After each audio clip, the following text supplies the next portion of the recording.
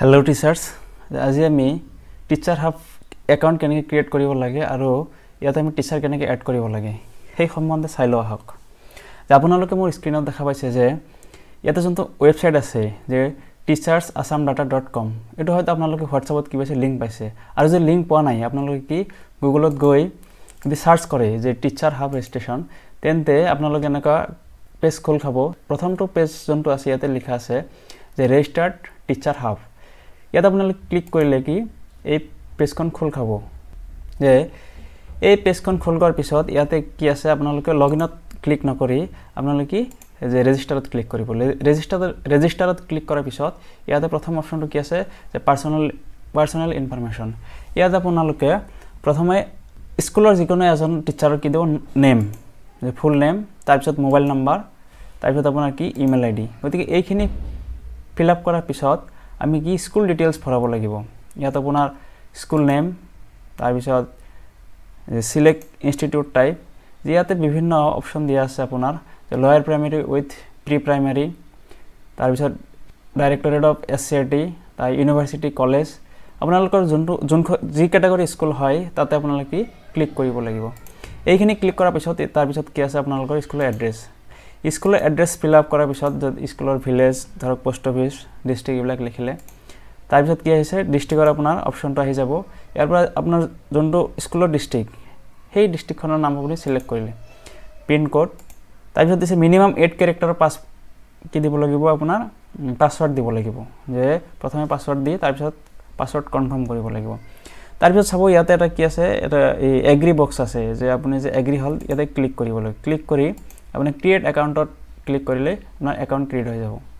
আপোনালোকে ডাটাখিনি ভৰাওঁতে খুব সাৱধানে ভৰাব যাতে ভুল নহয়।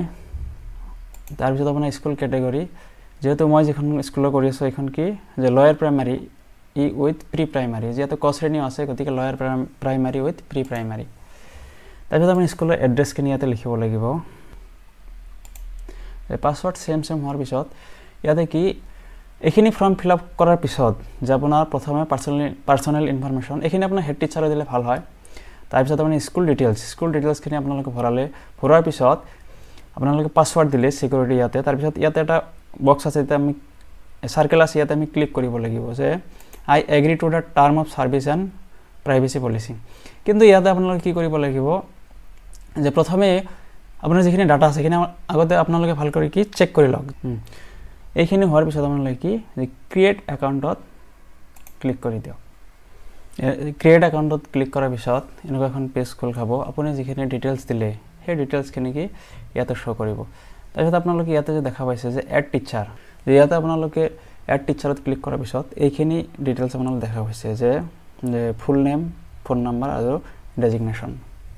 যে মই এতিয়া এইখিনি ইয়াতে এণ্টাৰ কৰিম যে ইয়াতে টিচাৰৰ নেম তাৰপিছত আপোনাৰ কি ডেজিগনেশ্যন।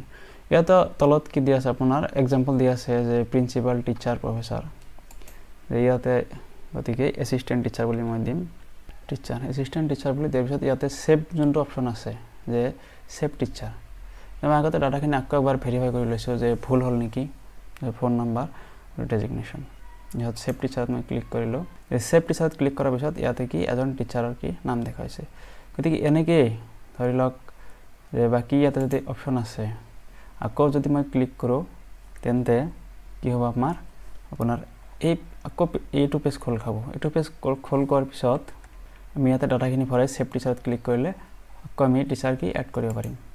গতিকে ইয়াতে আমাৰ একজন টিচাৰ এড হৈছে আৰু ইয়াতে কি স্কুলখনৰ নাম যদি ভুল হৈছে আৰু যদি টিচাৰজনৰ ডাটাখিনি এণ্টাৰ কৰোঁতে ভুল হৈছে সেই এডিট অপশ্যন আছে যে ইয়াতে ক্লিক কৰিলে কি হ'ব এইখিনি ডাটা আকৌ এডিট কৰিব পৰা যাব। গতিকে ভিডিঅ'টো চোৱাৰ বাবে ধন্যবাদ আৰু আপোনালোকে সকলোৱে অতি সোনকালে এই টিচাৰ হাবত কি নিজৰ স্কুলৰ টিচাৰসমূহ এড কৰক। গতিকে ভিডিঅ'টো চোৱাৰ বাবে ধন্যবাদ।